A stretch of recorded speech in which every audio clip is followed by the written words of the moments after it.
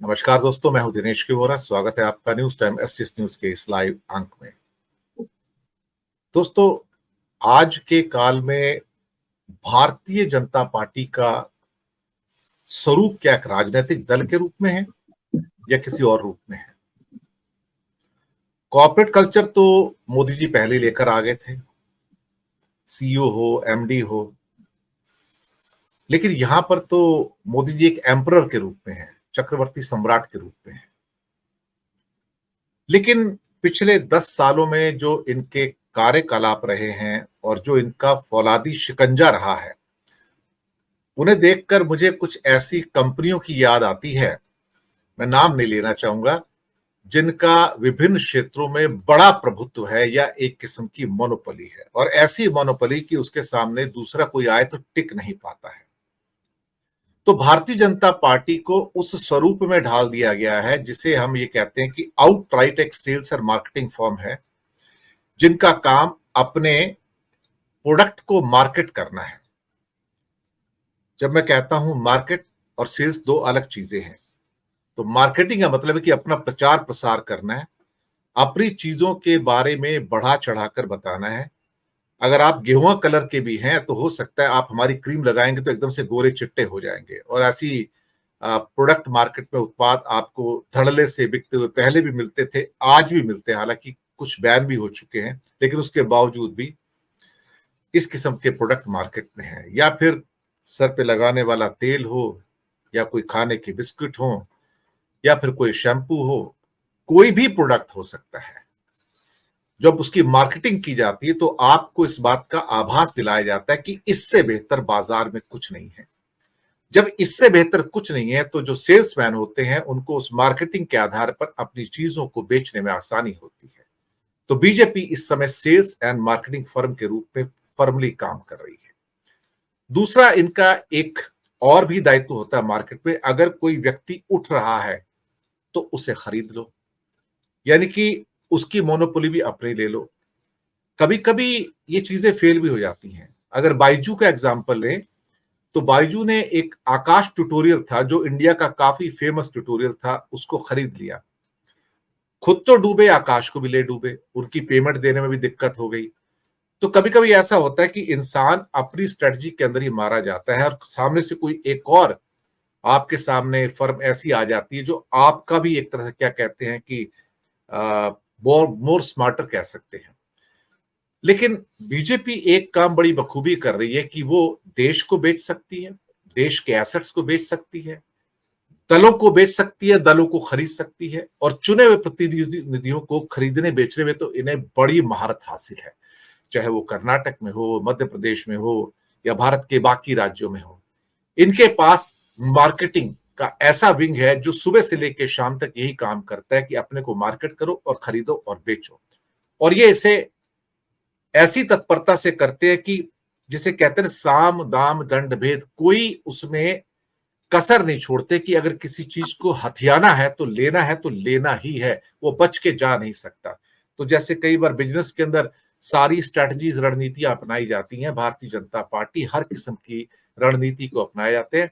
चाहे देश बेचना हो बेच दो, खरीदना हो खरीद लो, दल खरीदने हो खरीद लो, बेचने हो बेच दो। और चुने हुए प्रतिनिधि वो बेचारे क्या करेंगे, वो तो शतरंज के प्यादे हैं।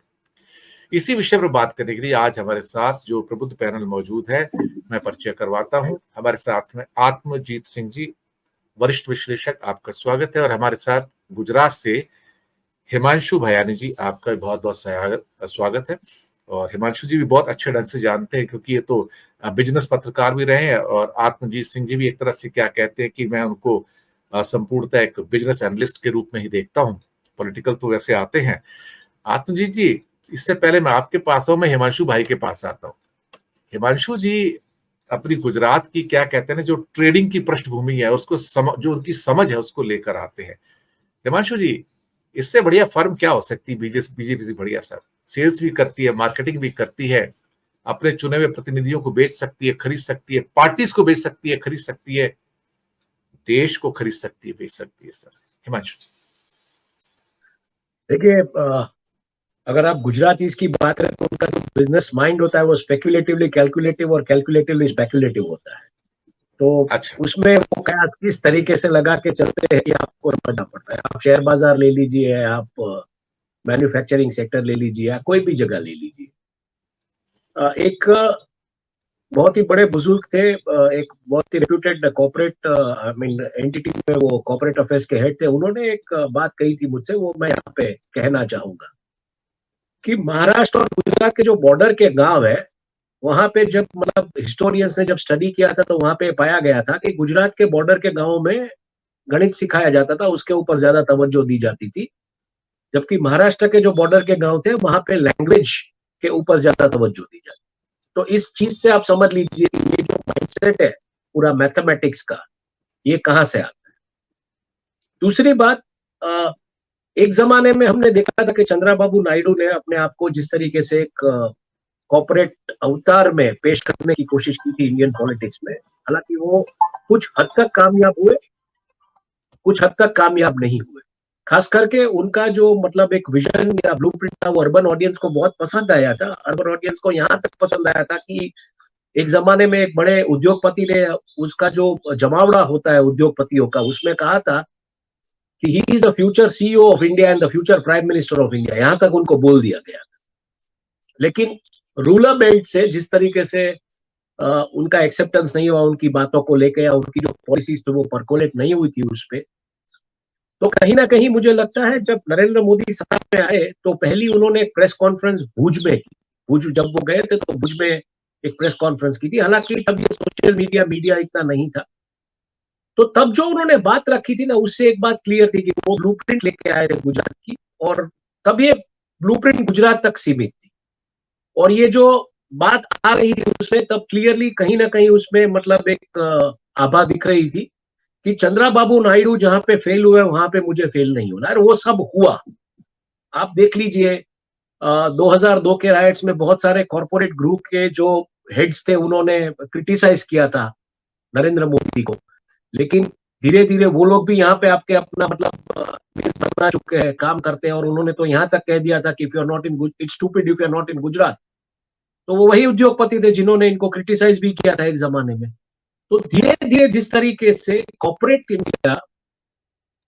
इंडिया में खास करके क्या हुआ है, बॉम्बे क्लब जिस तरीके से एयरपोर्ट से सीधा गांधीनगर पहुंचती थी 20 मिनट में, तो उनको लगता था कि ये तो मतलब सही में चमत्कार। लेकिन क्योंकि पहले कभी वो लोग उस तरीके से गुजरात में आते जाते नहीं थे, तो उनको लगता था ये तो चमत्कार है, क्योंकि बॉम्बे में एयरपोर्ट में पहुंचने में जितना वक्त लगता है।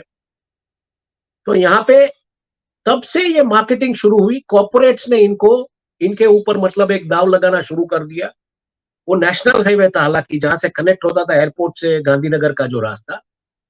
मुझे पता नहीं कॉर्पोरेट्स के पास इतनी भी मतलब कॉमन सेंस क्यों नहीं थी और ये क्यों इस तरीके से जा रहे थे, लेकिन तब उनको लगता था कि इन्होंने सब कुछ किया है, यही सब कुछ। और तब जाके वाइब्रेंट गुजरात एक के बाद जितने होते गए उसमें ये दाव लगना शुरू हुआ। और वहां से धीरे धीरे मुझे जहां तक पता है 4 बिग फर्म्स जिसको हम बोलते हैं, अर्नस्ट एंड यंग या Price Water Cooper House, Deloitte Haskins, इन फर्म्स को हायर किया गया था, इंक्लूडिंग मिनिस्टर्स के जवाब ड्राफ्ट करने के लिए। अगर मान लीजिए कोई पत्रकार कुछ पूछता है खास करके बिजनेस के एरिया में, तो एक कंसल्टिंग फर्म्स उनका जवाब तैयार करके देती थी। अगर हमको कहीं को इंटरव्यू करना है तो हमको रिक्वेस्ट भेजना पड़ता था, हमको क्वेश्चंस भेजने पड़ते थे, क्योंकि मैं तो उस जमाने में ब्लूमबर्ग के साथ जुड़ा हुआ था तो मुझे पता है।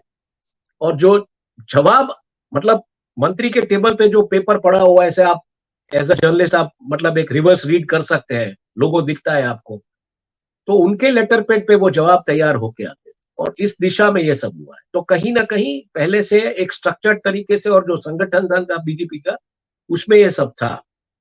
लेकिन आपने जिस तरीके से बात की, बात अब आ गई है सत्ता को टिकाने, और सत्ता को किसी भी प्रकार से साम दाम दंड भेद, जिसको खरीदना पड़े खरीद लो, जो भी करना है करो, तो उस दिशा में ये जा चुका है। तो अब ये क्या होता है, there is a fantastic sentence, the more organised you are, there are more possibilities of crime being hidden over there. तो ये इतना ऑर्गेनाइज हो चुका है कि वहां पे मतलब, और दूसरा इनका जो आईटी सेल वगैरह है, तो जो भी ये चीज करेंगे वो उनको जस्टिफाई करते जाए।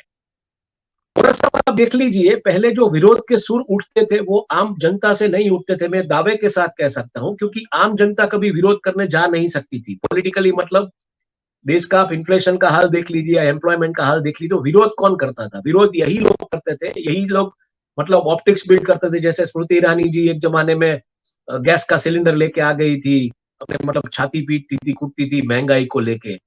आज यही लोग विरोध क्यों नहीं कर पा रहे? क्योंकि अगर वो विरोध करेंगे तो किसका करेंगे? जो लोग सत्ता में बैठे उनके सामने तो वही लोग विरोध नहीं कर पाएंगे।